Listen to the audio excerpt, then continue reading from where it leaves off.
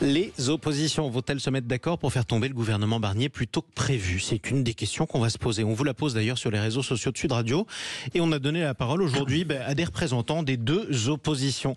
Bonjour Stéphane Troussel. Bonjour. Président socialiste du département de la Seine-Saint-Denis. Bienvenue sur Sud Radio. Bienvenue également à Fabrice Leggeri. Bonjour à vous. Bonjour. Vous êtes député européen Rassemblement National, membre du groupe Patriotes pour l'Europe. Ça, c'est le groupe du Parlement européen.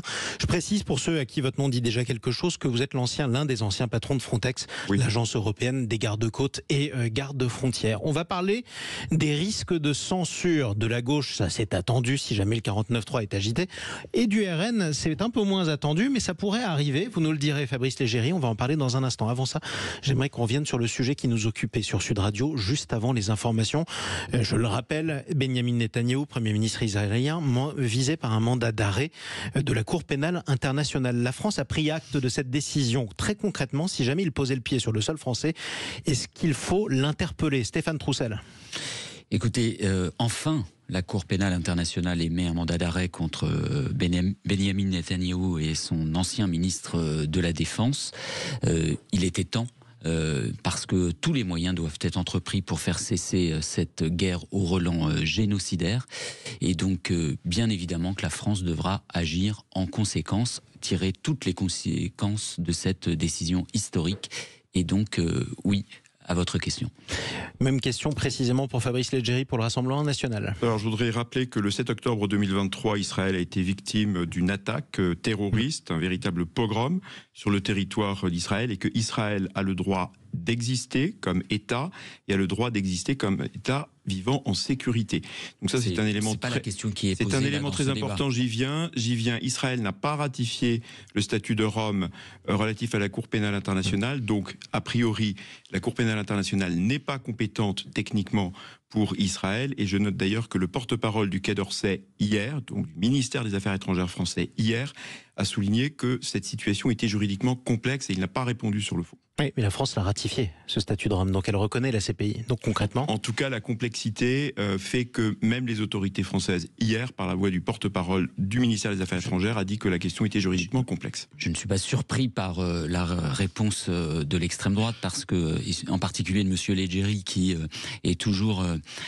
compatissant avec les puissants qui mènent une guerre qui doit cesser. Nous sommes compatissants avec les victimes. Avec les puissants qui mènent une guerre qui doit cesser, mais dur avec les personnes qui mouraient dans la Méditerranée quand vous étiez... Non, monsieur, si vous allez sur ce terrain-là, j'ai sauvé 380 000 personnes lorsque j'étais directeur de Frontex. Poursuivi pour Monsieur, faites attention à la diffamation. J'ai porté des plaintes, je peux porter plainte contre vous aussi. Stéphane Troussel. Vous n'allez pas commencer comme ça, parce que vous êtes partisans des terroristes du Hamas. Vous êtes les amis des terroristes du Hamas. Alors taisez-vous. Voilà. Bon, allez. Non, je me le tairai Fabrice pas, Leggeri et Stéphane Troussel. On va faire redescendre un tout petit peu la tension malgré tout, parce que vous êtes là aussi pour parler aux auditeurs de Sud Radio, qui sont vos électeurs potentiels, et ils n'ont rien à gagner à entendre un échange d'invectives, que ce soit de votre part ou de la vôtre. Je défends ma réputation.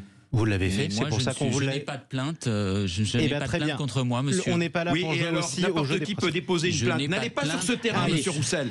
Fabrice Leggeri, Fabrice Leggeri et monsieur Troussel. On va parler du fond maintenant, de la politique franco-française. On va essayer d'arrêter aussi les attaques personnelles, ce sera une bonne chose. Ça nous permettra aussi de parler du fond. C'est pour ça que je vous le demande à tous les deux, et qu'on essaie d'avoir un débat autant apaisé que faire se peut. Maintenant, parlons du risque de censure. Le gouvernement n'exclut toujours pas d'activer l'article 49.3 pour faire passer en force le budget si jamais il n'y a pas d'accord à l'Assemblée. Vous n'êtes pas député, Stéphane Troussel, mais vous êtes membre du Parti Socialiste, donc du Nouveau Front Populaire. Est-ce que vous appelez toujours les députés socialistes et les sénateurs, en tout cas les députés, pardonnez-moi, à censurer le gouvernement ?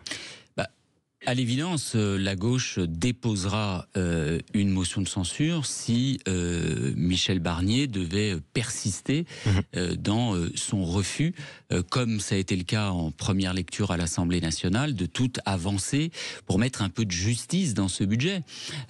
Parce que la réalité, c'est que cette proposition budgétaire, eh bien, c'est une saignée une saignée sur les Français, une saignée sur les services publics, une saignée sur les différentes catégories de Français, les malades, les retraités, les chômeurs. Et donc, ce que je remarque, c'est qu'à chaque fois que la gauche, dans la première lecture à l'Assemblée nationale, a tenté de mettre un peu de justice, par exemple en taxant davantage les grandes fortunes de ce pays, en taxant davantage les entreprises qui ont fait des profits, enfin quand même, en quelques années, les 500 familles les plus riches de France ont vu leurs ressources passer de 600 milliards à 1200 milliards. Et on a proposé de leur prendre quelques 3 ou 4 milliards. Et c'est ce contre quoi la droite, les macronistes, soutenus par la nouvelle béquille qui est devenue l'extrême droite de ce gouvernement et de ses mesures injustes, ils se sont opposés. Sauf que pour le coup, le Rassemblement national n'exclut toujours pas de censurer le gouvernement Barnier dans le cadre du vote de ce budget. Fabrice Leggeri, vous êtes vous-même député européen, vous ne voterez pas la censure, mais est-ce que vous appelez vos camarades du Rassemblement national à l'Assemblée à censurer le gouvernement Barnier s'il agite le 49.3 ? Le Rassemblement national avait exprimé un certain nombre d'attentes lorsque le gouvernement Barnier s'est constitué. Il y avait notamment des mesures en faveur de la sécurité, des mesures de lutte contre l'immigration et puis des mesures en faveur du pouvoir d'achat des Français. S'agissant plus précisément des questions du budget, nous constatons qu'il y a une augmentation des impôts qui pèsent et des taxes diverses qui pèseront sur les Français et en particulier les Français parfois les plus modestes.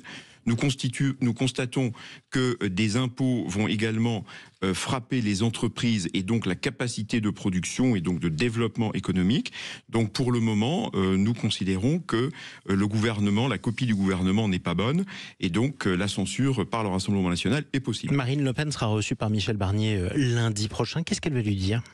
Écoutez, je laisse à Marine Le Pen. Qu'est-ce qu'elle devrait lui dire ? Qu'est-ce que vous diriez à M. Barnier si vous étiez reçu à la place de Marine Le Pen ? Eh bien, ce que je viens de vous répéter, c'est que le compte n'y est pas. Supprimer des impôts ?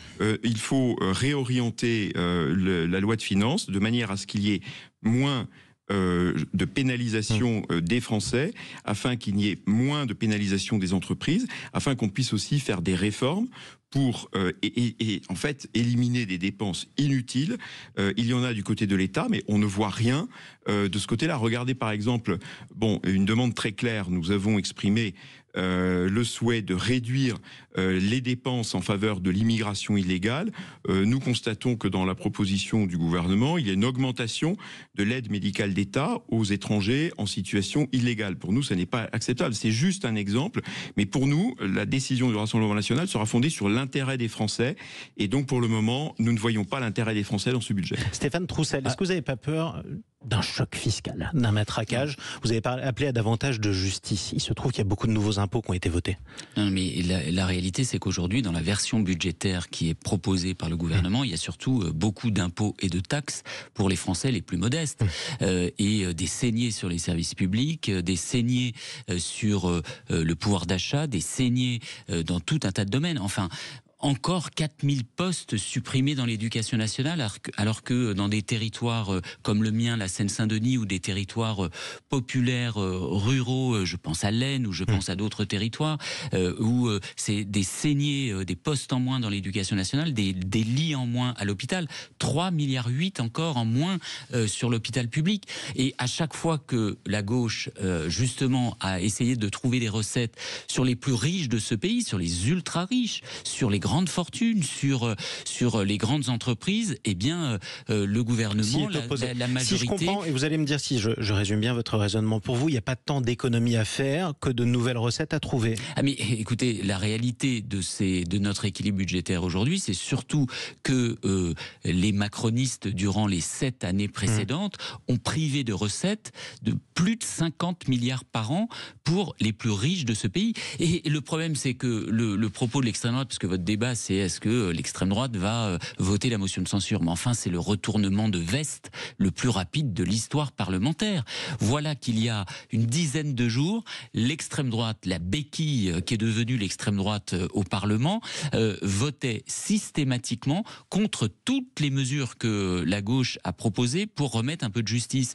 Un impôt un impôt de solidarité sur la fortune, une taxation des plus grandes entreprises qui se sont enrichies, y compris depuis la crise Covid. Ils ont systématiquement voté contre tout ça. Ils ont sauvé la peau de toutes les mesures injustes des macronistes et de la droite à l'Assemblée nationale en première lecture. Et la réalité, c'est que ce débat, cette menace qu'agite désormais l'extrême droite, c'est tout simplement un contre-feu pour faire oublier les difficultés de Madame Le Pen sur ses affaires judiciaires. Un autre retournement de veste. Il n'y a pas si longtemps, Madame Le Pen expliquait que les élus devaient être inéligibles à vie quand ils avaient une condamnation pour emploi fictif et détournement de fonds publics. Le mot de la fin pour Fabrice Leggeri. Alors d'abord, il n'y a pas d'emploi fictif, il y a tout simplement un différend administratif avec le Parlement européen pour savoir quelle est l'étendue des tâches qu'un parti politique peut confier à des assistants de parlementaires européens. Je note d'ailleurs que le MoDem a été poursuivi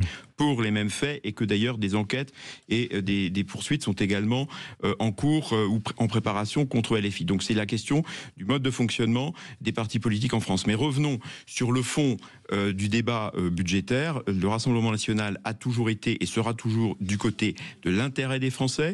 Et nous, à la différence de la gauche et de ses alliés d'extrême gauche, nous n'avons pas voté de taxes sur les ascenseurs et autres loufoqueries de ce genre.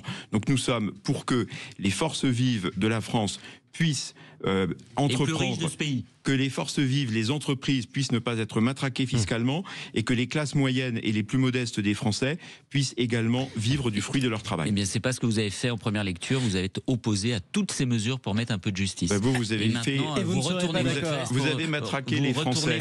Vous ne serez pas et d'accord. oublier les déboires judiciaires de Madame. Non, absolument pas. Il n'y a pas de déboire, mais le NFP, ce serait le chaos judiciaire, le chaos fiscal et la dette. Bon, on vous mettra pas d'accord, c'était prévu. Je vous remercie quand même que ce débat, d'avoir tenu ce débat finalement de la manière la plus calme possible pour qu'on puisse entendre vos arguments. C'était ça qui était important pour les auditeurs de Sud Radio. Merci à vous, Stéphane Troussel.